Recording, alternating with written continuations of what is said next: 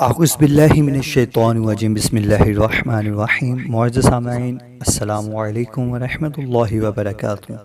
آپ سب لوگوں کا ارمان ٹی وی پہ ایک بار پھر خوش آمدید۔ آج ہم آپ کے لیے ایک اور ویڈیو لے کر آئے ہیں۔ آپ سب لوگ جانتے ہیں کہ ہمارا ٹاپک کس چیز پر چل رہا ہے۔ میں پھر بھی اس ویڈیو میں بتا دیتا ہوں، ہمارا ٹاپک ناک کی ہڈی، ناک کی جو بھی بیماریاں ہیں، جو بھی جیسی بھی ہیں، ان بیماریوں کے متعلق ہمارا ٹاپک چل رہا ہے۔ تو کتاب کا نام ہے سانس کی بیماریاں اور طب نبوی۔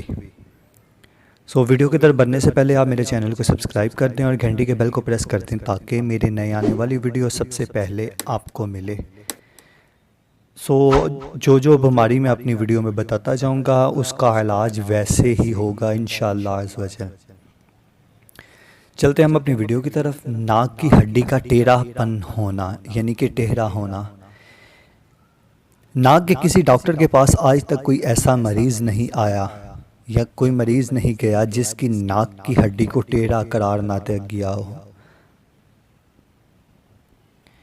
جس کی ناک کی ہڈی کو ٹیڑھا قرار نہ دیا گیا ہو۔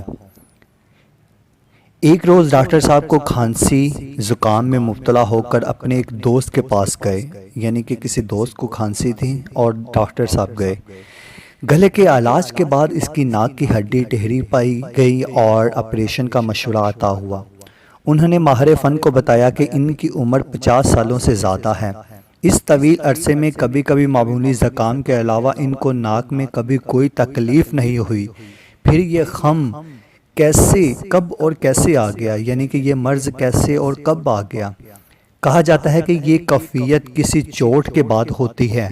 عین ممکن ہے کہ مریض چوٹ بھول گیا ہو اور ہڈی میں خم آ گیا ہو۔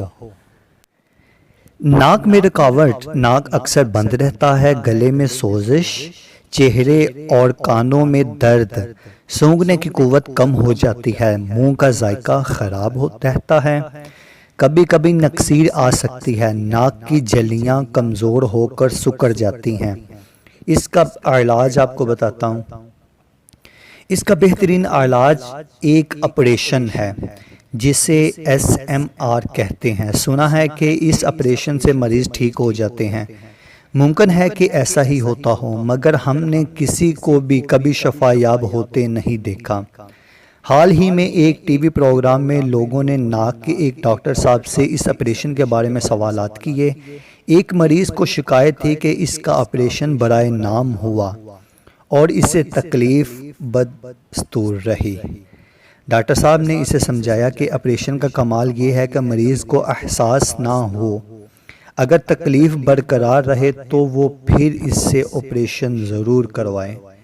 آپ سب لوگ جانتے ہیں کہ اگر جس کی ناک کی ہڈی کا مسئلہ ہو وہ آپریشن کے ساتھ ہی ٹھیک ہوگی، اور وہ بھی 100 میں سے 20% لوگ ہوتے ہیں جن کی ٹھیک ہوتی ہے، نہیں تو ان کو بار بار آپریشن کروانا پڑتا ہے۔ ہماری یہ ویڈیو کا ٹاپک یہاں تک ہی تھا۔ آپ جن کو ناک کی پرابلم ہے وہ میرے چینل کو سبسکرائب کر دیں اور جڑیے رہیں میرے ساتھ ہی۔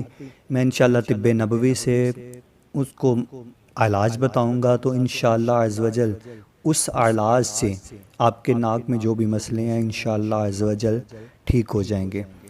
اگر آپ کو میری یہ ویڈیو اچھی لگی تو اس ویڈیو کو لائک، شیئر، کمنٹ ضرور کر دیں اور میرے چینل کو سبسکرائب کر دیں، گھنٹی کے بیل کو پریس کر دیں تاکہ میرے نئے آنے والی ویڈیو سب سے پہلے آپ کو ملے۔ ملتے ہیں ہم نیکسٹ ویڈیو میں۔ دعاؤں میں یاد رکھیے گا۔ جزاک اللہ و خیرہ۔